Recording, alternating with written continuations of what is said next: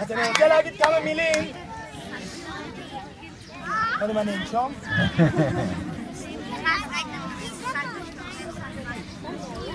אני רוצה להגיד כמה מילים, קודם כל, על מה שהדגמנו כאן היום.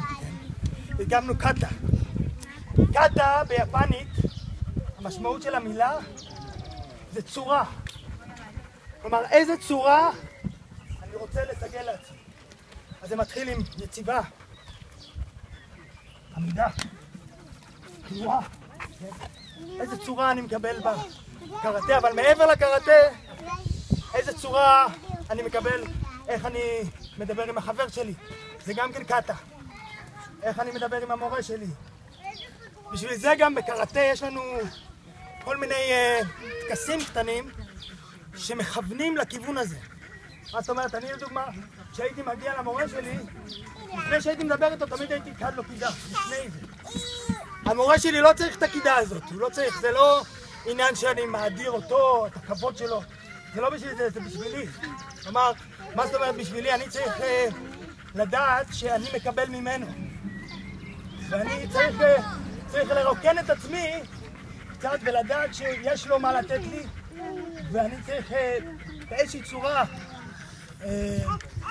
להכניע או לבטל, אני לא יודע אם זה המילים הנכונות, אבל לקבל את מה שהוא נותן לי. בשביל זה אני תמיד קד לו קידה, בשביל זה אנחנו קדים קידה למורה, המורה כאן לפנינו, שמאחרים מגיעים קודם כל מתיישבים, כן? כל הדברים האלה מכוונים לכיוון הזה. יש עוד סיפור טוב, סיפור שהרבה מכם בטח מכירים, על אחד שהגיע למורה ללמוד ממנו, והמורה ראה שהוא לא יכול לתת לו. והוא רצה להראות לו למה הוא לא יכול לתת לו, אז הוא אמר לו בוא נשתה תה ביחד. הוא נתן לו כוס תה, והוא שופך לו את התה, והוא מחכה לקחת אותו, והוא שופך, והמים עוברים את הכוס, ומתחילים לשפר לצדדים, הוא אומר לו, מה אתה עושה? הוא אומר לו, אתה, זה כמו הכוס הזאת, אתה באת עליי כוס מלאה. אם אני עכשיו נותן לך, הכל יישפך הצידה, שום דבר לא ייכנס, אתה צריך לרוקן את עצמך כדי שאני אוכל לתת לך. אז אנחנו לומדים בקראטה, הדבר הראשון שאנחנו צריכים זה איזושהי מידה של ענווה. מידה של אני לא יודע ואני צריך ללמוד. ככה גם כשאני עומד מול החבר שלי, אני לא בא בשביל לנצח אותו, אלא אני בא בשביל ללמוד ממנו. בשביל זה אני עושה לו קידה גם כן. אני עושה לו קידה כי הוא המורה שלי. כן? אז זה דבר אחד. דבר שני שרציתי לדבר עליו, זה משהו שדווקא סבתא של עומר פרידמן, היא אמרה לי שצריך לדבר על זה. זה באמת הנושא הזה של משברי אימונים. אין, הרבה ילדים עוברים משברי אימונים. אז שמעתי משהו מאוד יפה שמורה לג'ו-ג'יצו אחד אמר, מורה גדול לג'ו-ג'יצו, הוא אמר, הוא דיבר על אושר, הוא דיבר מה זה להיות מאושר. מה זה להיות מאושר? הוא אמר כמה דברים, אבל אחד הדברים שהוא אמר, להיות מאושר זה לא לעשות מה שאתה רוצה תמיד. זה בדיוק ההפך. לעשות לפעמים מה שאת כן, אמרתי שאני מדבר על זה היום גם כן. לעשות גם מה שאני לא רוצה לפעמים. אז זה נשמע מוזר, אני חושב שאתה רוצה להיות מאושר, אתה צריך לעשות מה שאתה רוצה כל הזמן. דווקא לא. כלומר, אם לפעמים אני זוכר את עצמי, אני גם זוכר את עצמי היום, לפעמים לא בא לי להתאמן בכלל, לא מתחשק לי, אבל בכל זאת אני עושה את זה. לא בא לי, אני לא רציתי, אבל אני עושה את זה, אחרי זה אני רואה את הפירות של זה.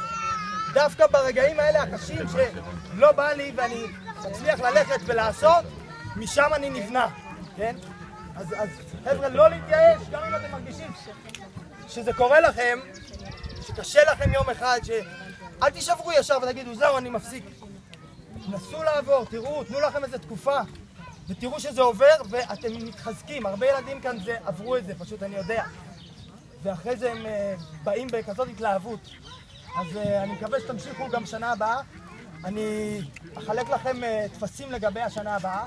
אנחנו ממשיכים, יולי כרגיל, יולי הכל כרגיל, ובאוגוסט אני טס, בספטמבר נחזור. יש לנו אימון ים ב6/7, ביום ראשון בשעה 5 בחוף האקוודוקט הצד הצפוני. אוקיי, אז גם זה נתתי לכם פתקים, ועכשיו אני אתן לכם עוד פתקים לגבי ההרשמה לשנה הבאה. חבר'ה, כולם לעמוד? כולם לעמוד, לעמוד, לעמוד. רגליים ביחד. תגייני, היי!